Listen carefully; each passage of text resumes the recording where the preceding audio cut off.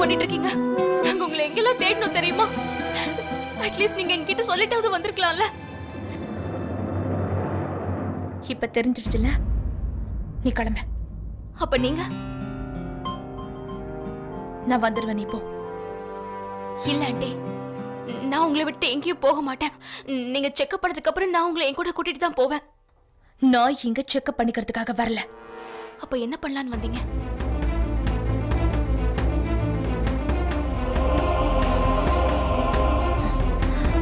இங்க பாரு வித்யா, அடிக்கடி இந்த விஷயத்தை பத்தி என்ன பேச வச்சு என்ன ரொம்ப டென்ஷன் ஆக்குற.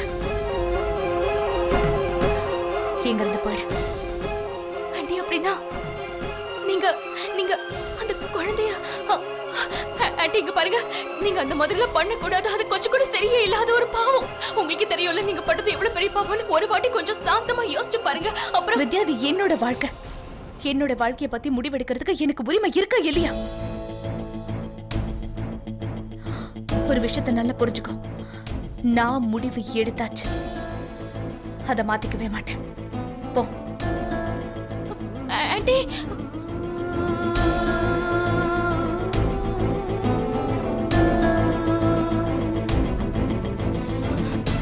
பிரியா, நம்ம ஆண்டி எங்க இருக்காங்கன்னு தெரிஞ்சிருச்சு. இப்போ நாங்க ஆஷா நர்சிங் ஹோம்ல இருக்கோம். நீ கொஞ்சம் சீக்கிரமா கிளம்பி இங்க வந்துரு. அண்ணே, எங்க இருக்கீங்க? அண்ணே, இப்போ நாங்க ஆஷா நர்சிங் ஹோம்ல இருக்கோம். அண்ணே, இங்க நடக்கிறது எதுவுமே சரியில்லை, கொஞ்சம் சீக்கிரம் வந்துருங்கண்ணே.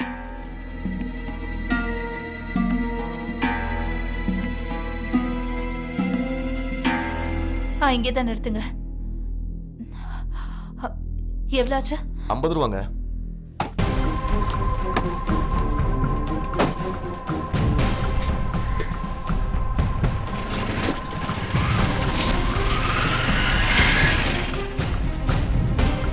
நீங்க என்ன பண்ற?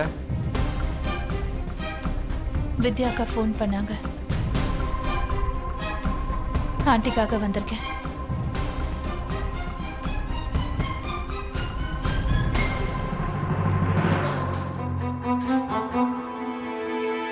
பிரியா, நல்லதா போச்சு நீ வந்துட்ட. பிரியா, நீ தான் ஆண்டிக்கு புரிய வைக்கணும். அவங்க கருவை கலைக்கிறதுக்கு வந்திருக்காங்க. என்ன? ஆண்டி எங்க? அங்க உள்ள போயிருக்காங்க. நான் பேசுறேன். போ.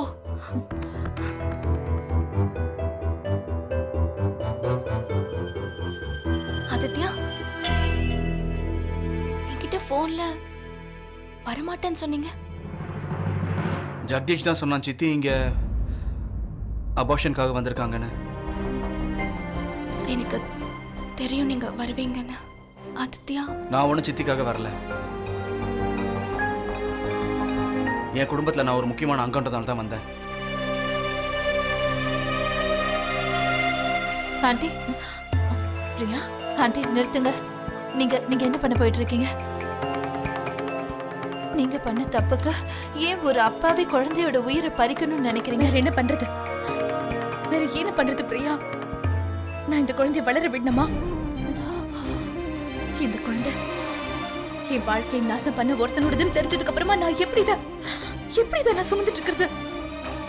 இந்த குழந்தைய நான் எப்படி அறிமுகப்படுத்துவேன்? இந்த குழந்தைக்கு அப்பா யாருன்னு கேட்டா நான் என்ன சொல்லுவேன் பிரியா? நான் சொல்றதை கேளுங்க ஆண்டி. உங்களோட வேதனை என்னால புரிஞ்சுக்க முடியுது. நீங்க என்ன யோசிச்சுட்டு இருக்கீங்க, நீங்க ஏன் இந்த முடிவை எடுத்திருக்கீங்கன்னு. ஆனா ஆண்டி, அதுக்கு இது தீர்வில்லை. நீங்க வீட்டுக்கு போயிட்டு அப்புறமா பொறுமையா இதை பத்தி யோசிச்சு பாருங்க ஆண்டி. அதுக்கு அப்புறமா எந்த ஒரு முடிவையும் எடுங்க ஆண்டி. அவசரத்துல எந்த முடிவு எடுத்தாலும் அது தப்பா தான் இருக்கும். அப்புறம் இந்த முடிவை நினைச்சு நீங்க வாழ்க்கை பூரா வருத்தப்படுறத நான் விரும்பல. பிரியா, நான் ஏற்கனவே முடிவு எடுத்தாச்சு. டாக்டர் நீங்க இவங்க கிட்ட பேசி இவங்களுக்கு அது தப்புன்னு புரிய வைங்க.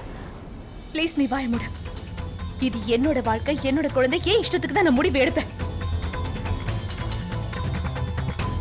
நீங்க இங்க இருந்து போயிடுங்க.